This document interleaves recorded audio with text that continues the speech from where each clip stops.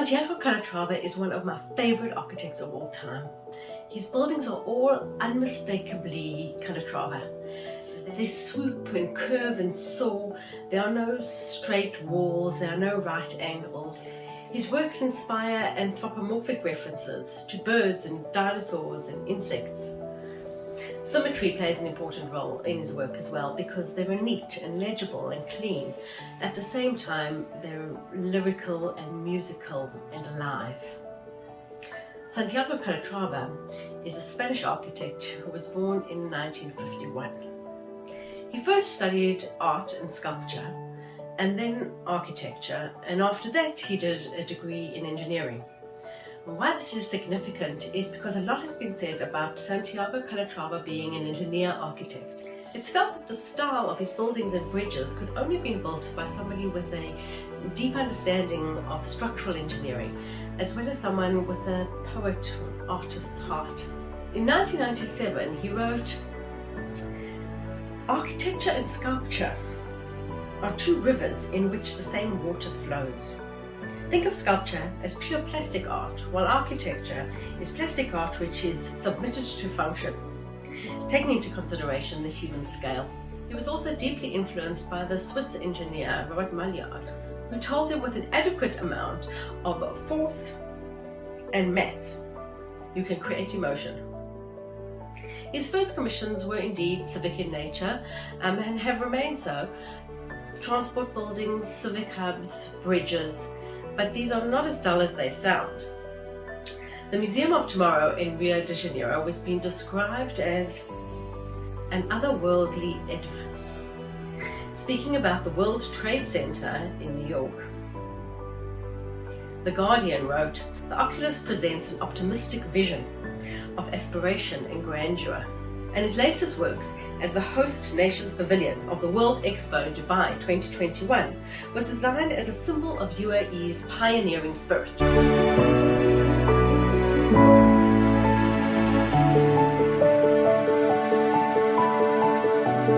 His works take us back to a time when architecture had God-fearing awesomeness, and they inspired us to be better citizens. In the context of this background, I am proud to say that we have not just one, but two Santiago Calatrava bridges in our small and remarkable country of Israel.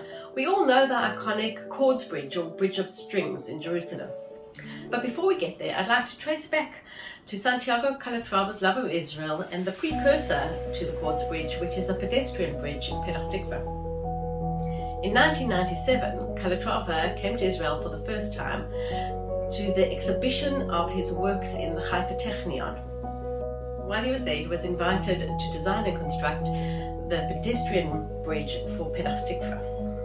The bridge is designed in a Y-shaped form, connecting three important hubs: the medical ribbon hospital on one side, a shopping mall, and a municipal park on the other, over a very busy highway. The structure is a cable stay bridge with a tall pylon, much in the same form that Santiago Calatrava will use later in Jerusalem. While describing the project, Santiago Calatrava gave a lot of honor to the Israeli philanthropy and hospital system. He said, "For me, the bridge is only a tool that is supposed to lend a little more beauty to the important and moving project of the hospitals nearby. Every time I visit, I am amazed once again by the level of medicine and also the level of compassion and generosity here. That is why I'm proud that my bridge, small and modest though it may be, is located here of all places." Special guy.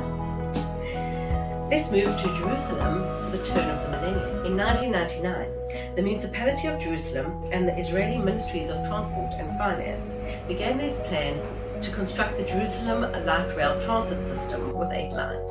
Calatrava was invited to Jerusalem by the city engineer Uri Shetred and former mayor Ehud Olmert, who commissioned Calatrava to construct the most beautiful contemporary bridge. The bridge carries a light rail as well as a pedestrian crossing across a busy traffic intersection. Calatrava designed the cable stay bridge with a single inclined pylon, rising high above the urban surroundings. A Upon completion, the slender steel pylon of 180 meters high was the tallest structure in Jerusalem at the time. The cable stays are arranged in a parabolic shape that develops three-dimensionally in space and gives the bridge its impressive and unique visual impact. Overall, the strings and form of the structure suggests a giant harp, the harp of King David, as a symbol of the holy city. This inspires residents to call it the Bridge of Strings. Some say the form of the bridge is like a desert tent. Others interpret the looming pylon as the bust of a long-necked bird, or a human arm, or an arrow caught in a bow. But the real impact here is that the bridge is a symbol of the move of Jerusalem from an ancient city to a modern international city. The unmistakable icon is a front runner for the new precinct, built around the main train and bus transport hub in Jerusalem. It acts as a welcoming landmark of the city.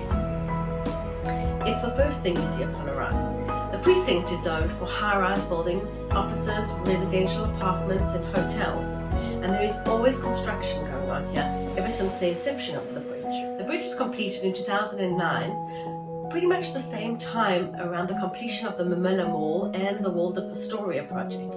This all gives credence and adds to Jerusalem's image as an international city. Time magazine called the bridge Jerusalem's first shrine to modern design. Bridges join places that are separated, said Calatrava. They are built for the sake of progress and for the average citizen. They even have a religious dimension. The word religious comes from Latin meaning creating a link. A bridge makes a lot of sense in a place like Jerusalem.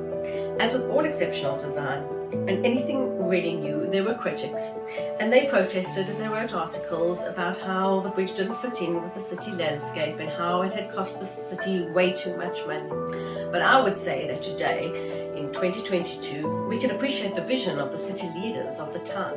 They ignited the new age of contemporary architecture in Jerusalem. There are many more international Starchitect buildings coming up in Jerusalem, and it all began with this iconic structure. Please subscribe to my channel. I'm growing my viewer base, and if there are any Starchitect buildings that you would like me to cover, please let me know.